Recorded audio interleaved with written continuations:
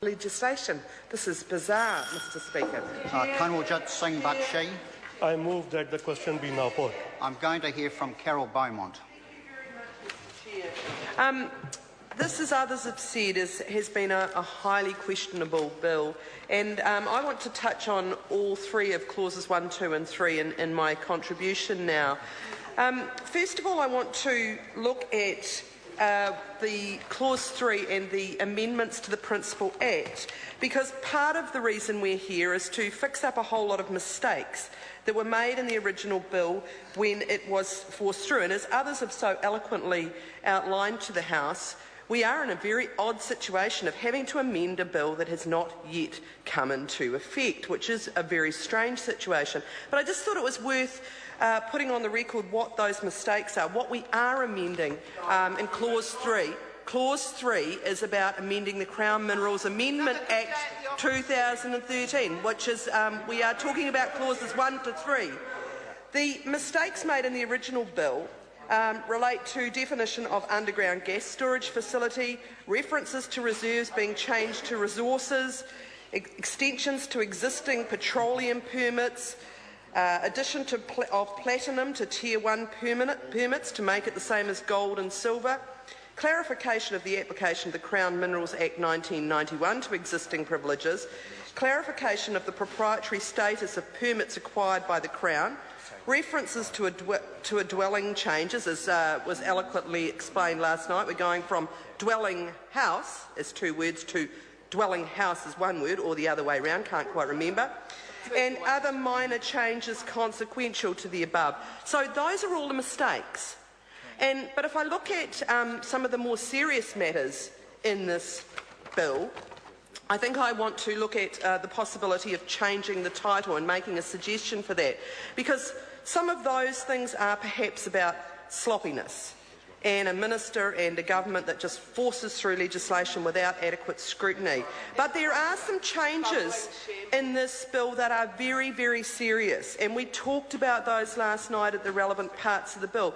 But they are making significant changes to consenting or permit processes, creating conditional permits, running real risks around health and safety and environmental matters, and in Part 2 around covering the whole continental shelf area, an extra 1.7 million squared kilometres. So these are serious matters. They're not just sloppiness. Andrew Geddes, in an article last night, talks about sloppy and highly questionable lawmaking, and so I'd like to suggest that this bill be amended to be called the Crown Minerals Amendment Act Sloppy and Highly Questionable Lawmaking 2003 Amendment Bill, because it has both elements in this. It has both sloppiness, but it has some very serious and highly questionable matters in this bill.